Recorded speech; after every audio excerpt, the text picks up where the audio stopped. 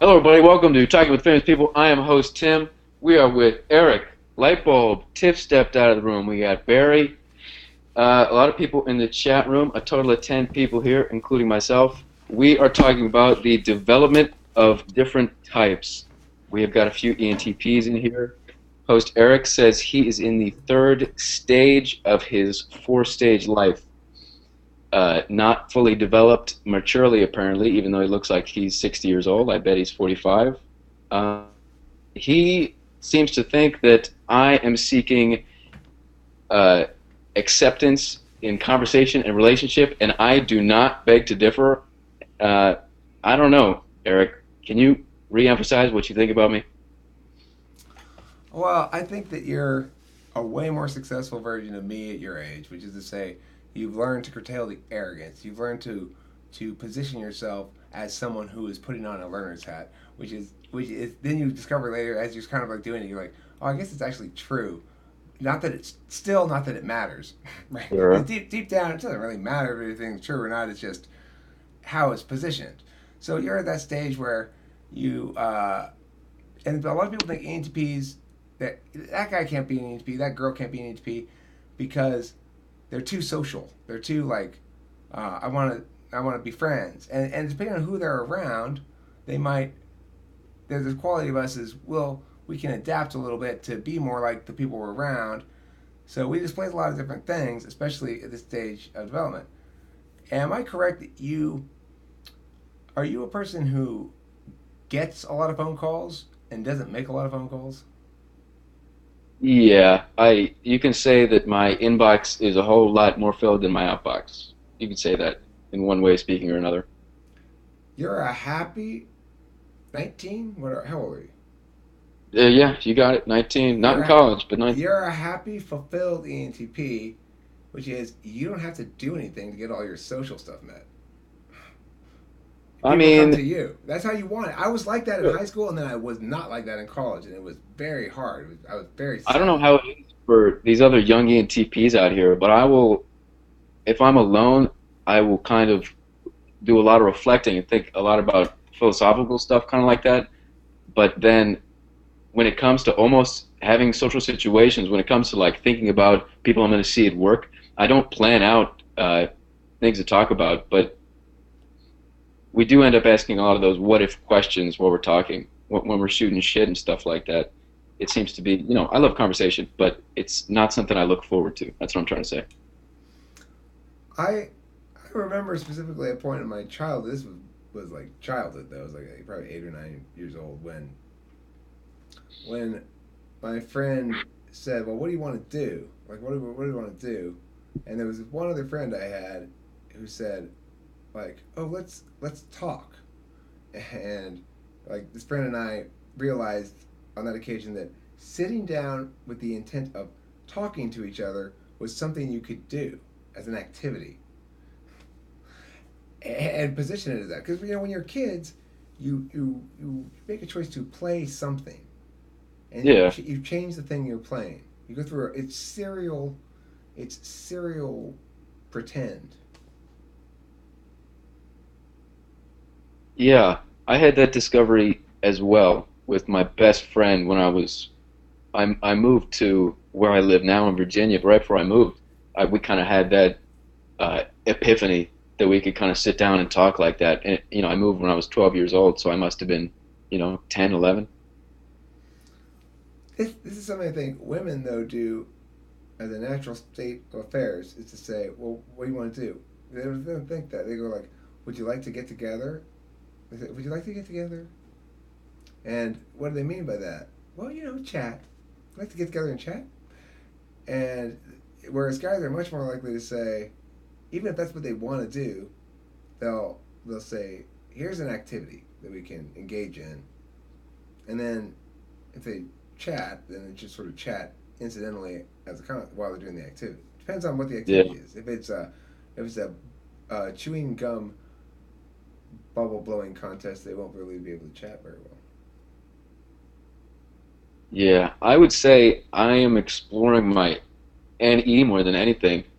Um, yeah, I kind of take it back. I do just love.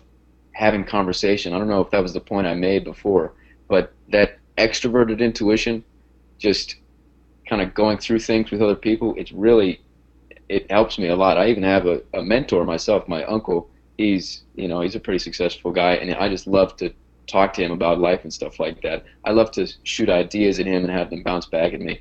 And it is a lot better, I'd say. I of course like playing games and stuff like that, especially kind of strategy games where I can strategize with these people and talk about a game. But then again, just reflecting and talking about that with someone is also really beneficial to me, at least. You know who your nemesis is, your arch rival. Do I have an arch rival? I'm about to tell you who it is if you don't know. Well, I do, but go ahead, please tell me. I'm talking about in YouTube land. Do you have an arch rival in YouTube land? Someone, what? Define arch rival, please. The person against whom you define yourself as successful or failure. Yes, are you better than or worse than Trey Pierce of MBTV? That's your arch rival. That's your nemesis. It's your foe. It's your counterpoint. You see, this is why I like it this way. Because watch his videos and watch your videos. This is way better. Way better than. Way better. No, Eric, don't say that. Eric, don't say that. Is that what you're going to tell me, Toast Tim? give it to me, man. I don't quite understand what you're talking about. Truth be told, but who are I you? just was Who are you? struck by the similarity. You're the difference. You're the difference between ENTP and ENTJ can be seen most clearly by watching you and Trey Pierce. It's like the same exact genes got Trey poured Pierce? into Who's two this different. Trey Pierce guy? The same genes got poured into two personality types, ENTP and ENTJ. Now, I'll tell you this. I was talking with Tiff earlier. I really identify myself as ENTP, like totally, completely. I've taken some tests, though, two really thorough MBTI tests, and I come out as, it does it percentages, majorly E, N, T, and the P is split right down the middle with J. And Okay, well that's perfect. no, We got to get this up on screen. I mean, somebody's got to look at this. It's crazy because Pierce is way more P than most J's, but still clearly J. You're a little more J than most P's, but still clearly P. And that's not really a real distinction in terms of the cognitive functions, but no. it's like you two made two people that were from the same egg, and then personality split. Like I said, gotta check it out. It's not off I'm gonna have topic, to do some research is into it? that. Okay, fine, Barry. Fussy pants. We're not going off topic, Barry. I don't know. I don't know how to bring us back. Still host Tim here, so nope, have no idea. It was about you, wasn't it? No, the topic was about Tim to begin with. It was about development, but it turned out It to be was about about the Tim. development of types, but it did kind of make sense to focus on us because you are an ENTP and I'm an ENTP in all technicalities. I don't know. Uh, Light I, bulb, I feel like we're excluding you. Do I'm you fine. agree with Eric on the whole uh, four stages of life kind of thing? There's your baby. I don't know. Shakespeare put it beautifully with the six or seven or whatever. But you get the gist of what I'm saying, right? So the four stages of maturity, is that it? Pretty Is much, I that suppose. okay? Well, I guess there's some truth to that because I look back at my life now in my teens and my 20s, and I kind of missed out on some things because I just was naive and airhead, ditzy. It wasn't that I wasn't intelligent. I just didn't get certain things. And then, I don't know, it just kind of happens after so many experiences that how to behave, you figure it out. So, sure, I guess there's four stages, maybe more. I don't know. Yeah, I think if you had to limit it to four stages like that, I would kind of like to think that I'm in this. Let's just say there's four, and Eric says he's in three. I'd like to think that I'm in quadrant number two, but then it comes down to like I still have very immature tendencies, but I can look at them and perceive them and reflect back on them and then change them in the future. But there's still so many of those things that I see myself doing that I can't really correct, You're really. pretty fucking smooth, dude. All right. Look, the thing is, when I say 4 stages, I actually mean the first stage being adolescence. Okay, so it's not, don't Sure. count childhood. Adolescence, there's what I call transitional adulthood, which is a period of about 18 to about 25 or 26. Then there's like premature adulthood, which is like 26 to about 40, right? And then there's full maturity about 40 on. And then, well, I mean, then there's the down stages, but I don't want to count those because it depends on your type. You may or may not have a down stage. I'm not going to have one. So I've already made that decision. I've planned. I've planned ahead. I've planned ahead. The desired outcomes are so in advance. Good luck. Anyway, thanks. Appreciate it. Regardless, host Tim, the thing is about the stage of development, it relates to cognitive functions like this, and this is where it becomes something that's, I think, worth talking about from a model perspective. Yeah. From my my understanding of it, it's a balancing of TI and FE for me during the whole period between about 18 and about 30 years old, without really working on anything else. It was just like trying to get a handle on NEFETI. Those, I mean, NE of course, but NEFETI, balancing those three crazy things where it's all about possibilities, and then I'm pissed somebody else off again. You're wrong because you're pissed off because you don't like my possibilities. And then, oh, feel Yeah. bad because introverted feeling comes out of nowhere, and all of a sudden I'm crying. Oh, great, wonderful. What the fuck did I do? Thanks, TI. And then nobody looks at SI. SI is going, Eric, and just getting completely ignored. And so that's a whole period of like from 20, but see, that is all, it depends how much you metacognate. You can hurry the whole process along by metacogniting a whole bunch. So anyway, I didn't hurry the process along. I didn't know anything. So it took me a long time. I fucked around with those things for a while, and I started putting SI into place when Delilah was born, right? Like, okay, now I got to pay the bills, got to make sure I do all that stuff. And I did. I was very organized and stuff. And then, for me, this is why I'm so behind, right? Then after my first wife cheated on me, and that was that was rough. Even though I didn't even like her, but that didn't seem the point. I really liked the idea of being married and having a family, Yeah. and I liked that whole concept. So anyway, Well, that was rather disruptive. That took out 10 years. Then the maturity part begins now, basically, for me. But understand there's a cognitive function thing. SI is the thing that makes you mature now. I mean, they're not full maturity. I haven't gotten SI down. I've started working on SI now. Sorry, light bulb. Go Well, ahead. SI, technically speaking, is our sorry light bulb is our way back seat, like Right, but last. we have to learn to use it efficiently, not use it more.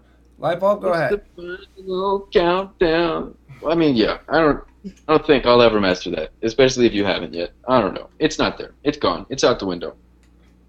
Light bulb, no um, matter what, you are going to speak here. um, do you think your SI would be more developed if you hadn't divorced your first wife? Of course, she wouldn't have cheated. Yeah, I Do you think mean, you'd be more mature? no, I think I'd be less mature because it would be developed the wrong way. It's not use it more, it's use it smarter.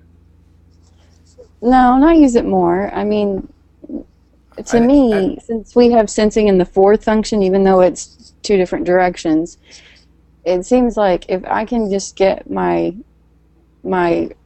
concrete world in order so there's nothing to worry about, then I can focus on NI more because everything in the concrete world's okay and I don't have to worry about it. Because when that goes to crap, then that's when I freak out and because I don't have a whole lot of ability to deal with sensing. So I suspect you that's think you kind of because lost your bases I there after your first marriage? I think you did you're thinking about SE right, and when SI's thought about the same way that's how it's thought about, which is I need to solidify that from which I can be free to be me, right? It's like the foundational thing.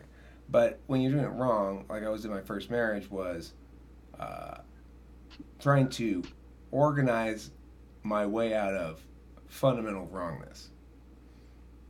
And So it was a bad base.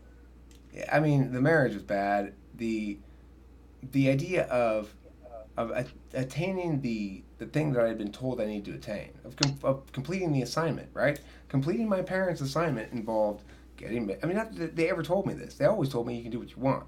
Completing the assignment my parents modeled for me, which is an assignment that I internalized. That assignment involved me getting married, having a kid, at least one, and I wanted more than one, and being married to that person for the rest of my life, just as my parents are still married, right?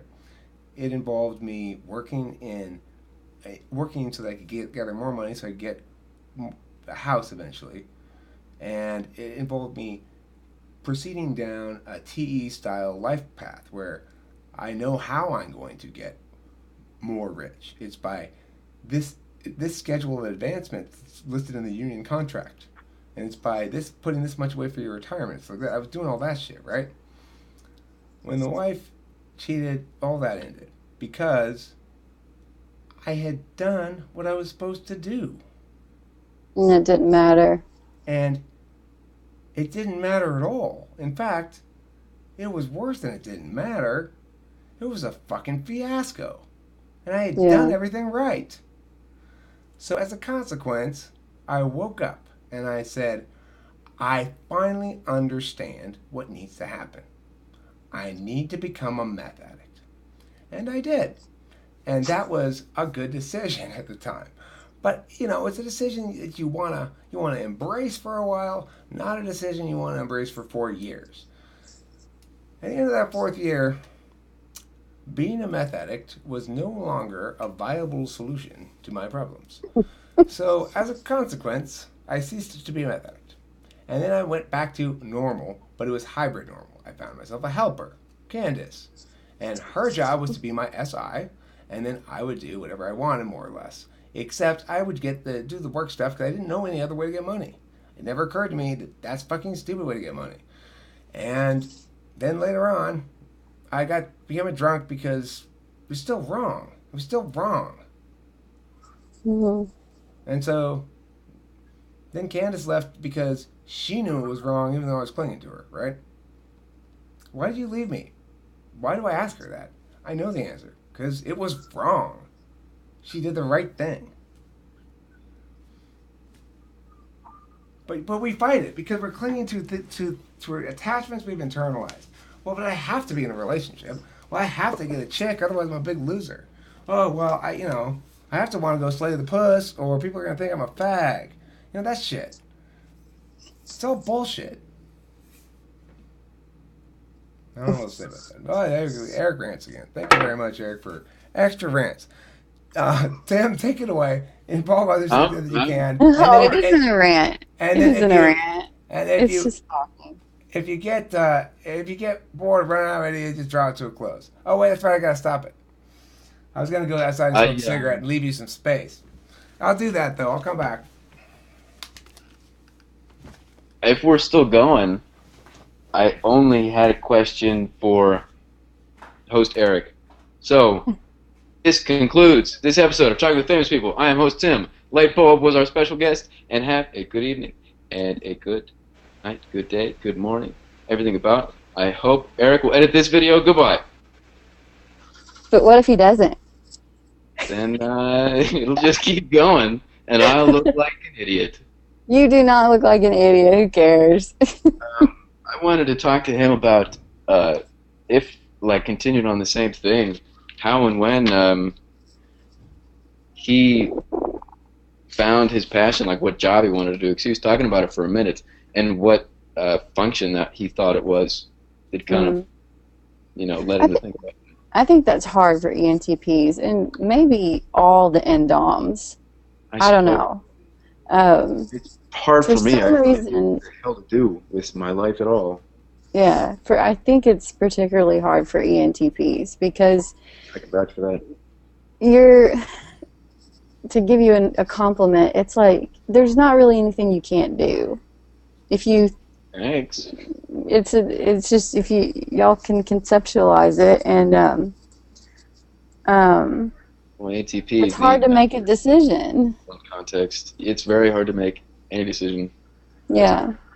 I don't know. I'm sure it's the same for everybody else, but I just go through a lot of thinking, external, internal, a lot of stuff, man. Which is why I like to have somebody to bounce either ideas off of, or just what I'm thinking at the moment. I need that more than once. Yeah.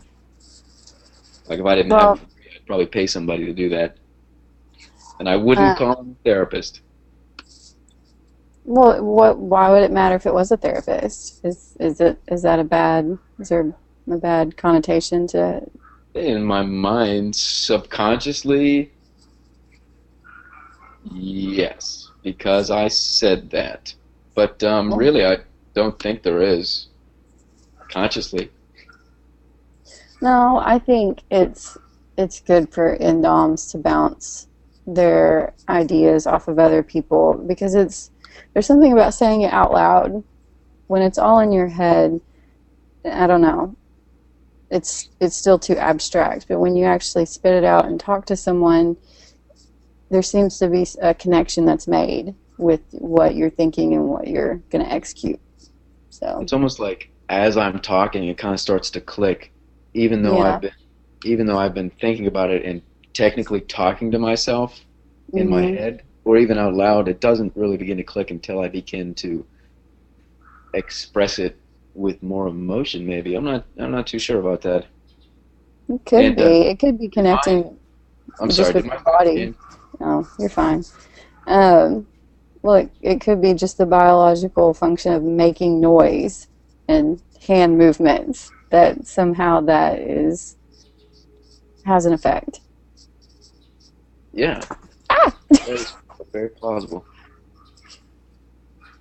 sorry. Did my webcam stop working? Yeah, and my one of my cats jumped on my laptop. I can't see. I'm gonna just rejoin real quick. Okay. Way back in a jiffy.